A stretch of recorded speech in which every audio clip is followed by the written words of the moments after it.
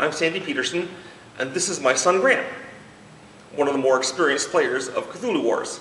We're going to talk about the strategies in detail. I'm going to talk about the exact abilities and spellbooks each faction gets. I'll be talking about strategies for playing each of the factions.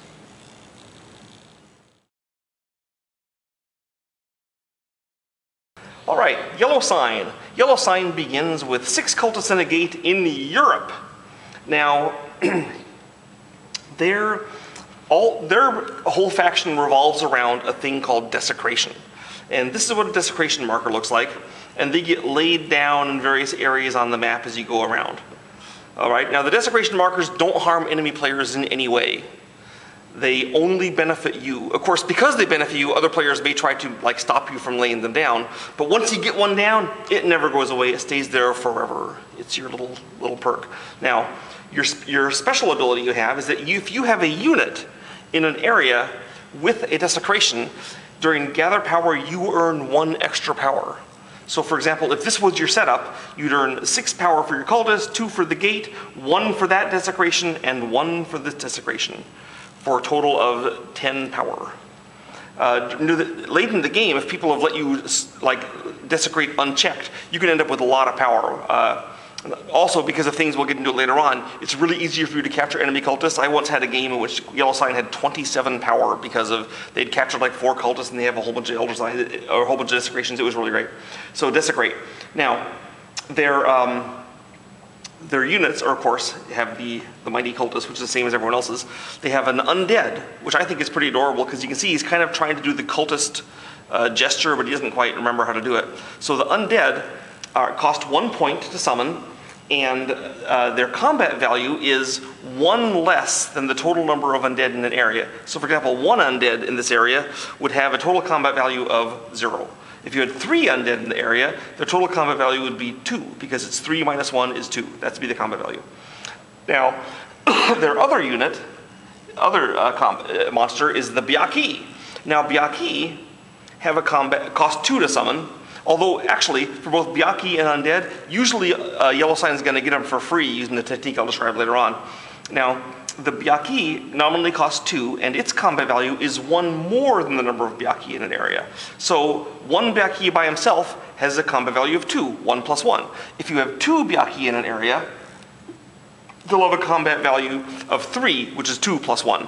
So this 1 Beki has a combat value equal to these 3 undead. Of course, that doesn't mean it's better in combat, because the undead can take more hits, but Beki are better, and the more you space them out, the more dice they'll roll individually, so they kind of get better when they're spaced out. Whereas undead, you want to clump together, so you have roll more. A bunch of undead scattered individually will roll 0 dice each. All right, now every other faction has 3 kinds of monsters. Yellow Sign only has 2 kinds of monsters because they have 2 great old ones. They have the King in Yellow. This is a great monster. He costs 4 power to summon, and to summon him, you must have a unit in an area that doesn't have a gate. So for example, if he was here with this Beki, there's no gate there, there's a desecration marker, but no gate. This Beki could spend 4 power and summon the King in Yellow, or awaken him right there. That's how you get the King in Yellow. He cannot appear where there is a gate. But any of your units can awaken him. Now the King in Yellow is the guy that desecrates. He has a combat value of 0, by the way. He's the only gorilla with 0 combat. His purpose in life is something else, and what it is desecrating. When the King in Yellow is in an area that doesn't have a desecration marker, he can try to desecrate. To do it, he spends 2 power, and then he rolls a die. If the die is equal to or less than the number of units he has in the area, including himself. For example, if I was to roll a 1, that's less than 2, so I succeeded. I then get to spawn a unit for free. I can spawn a cultist if I have one in my pool, or I can spawn any monster. For example, a Beki. Look, I just got a Beki. I spent 2 power to desecrate. I got a Beki, which also costs 2 nominally, and I got to place a desecration marker. Isn't that awesome? I say it is. So that's how he desecrates.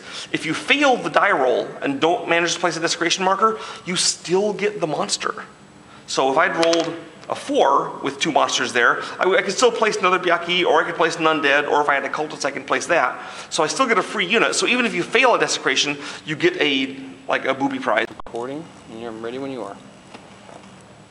Alright, I'm now going to go over some basic strategy for the Crawling Chaos faction. First, Of a new monster. And plus, the monster or cultist is there in the area with you, so next time you try another desecration, you have a better chance of success. Finally, there's Hastur, often the very last Great Old One to be brought out. To summon Hastur, you must have the king in yellow at a location with a gate. Then you spend 10 power and Hastur comes on the board. There he is. Isn't he adorable? Now, so you can't summon Hastur without the king in yellow, and you got to be in a place with a gate. Sometimes this is kind of weird because you just summon the king in yellow here where there's not a gate. Before you summon Hastur, you have to either build a gate here or get the king in yellow back to a place where there's a gate, and then you summon him in the area with the gate. But eventually he manages to do it, and that's how he does it. Now, Hastur's special ability is absolutely terrifying. We've referenced it in some of the other discussions, and basically what it is he has the vengeance ability. If Hastur's in a battle, then after all the dice are rolled, Hastur picks where his dice are applied. So he can take a 6, which is a kill, and apply it directly to your Great Old One. He can take his pains and apply it. So he picks where they go. Now, your attacks on him still are done the same way, so he can pick you to kill all of his cultists before you get to him. But he can knock off the most important monsters first, and that makes him a very terrifying opponent. Now on to his spellbooks. The first spellbook he usually gets is to awaken the king in yellow. He often does this the very first turn. There's only 4 power after all. He gets the king in yellow, he gets a spellbook. The other spellbooks come from, most of them come from desecrating. If he desecrates an area in Eurasia, basically Scandinavia, Europe, Arabia, or Asia, then places a desecration marker anywhere there, he gets that spellbook. If he places a desecration marker in North or South America, he gets a spellbook. If he places a desecration marker in either Africa or Australia, New Zealand, then he gets a marker. So 3 of his spellbooks are dependent on moving the king in yellow around the map and getting desecration markers in these places, which can take him a little time. He's often the last player to get all of his spellbooks. On the other hand, he has a bunch of abilities that speed up his movement, so we'll get to those.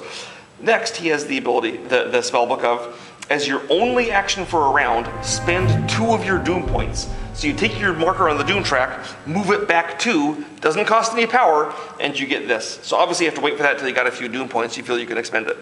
You lose 2 doom points, you get the third eye. You get a spellbook. It could be the third eye, we'll get into that.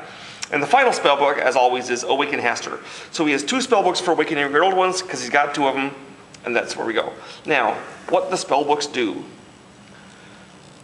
He has a spellbook called Passion.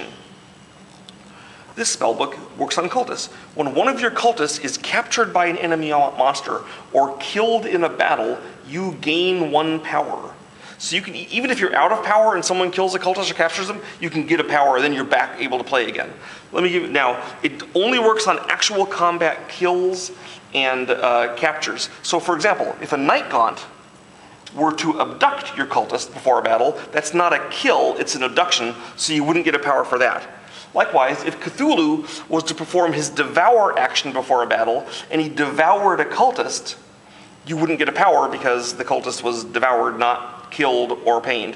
So often, if you're in a fight against Cthulhu and he's doing a devour, you might pick an undead to devour instead, so that if he rolls any kills, you can then apply those to the cultist and get a power. So you have to kind of pick and choose if you want to lose a cultist, you know how that works.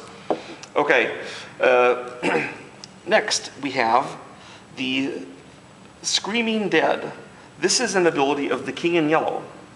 I know usually I describe the Great Old One abilities last, but since the King in Yellow comes so early in the game, this is going to get started. What the Screaming Dead does is, you move the King in Yellow, you spend 1 power, you move the King in Yellow a space, and he can move all the undead in the same area with him for free. So I moved all 3 undead here. It just cost 1 to move them there. I leave the cultist behind because he's, not an undead.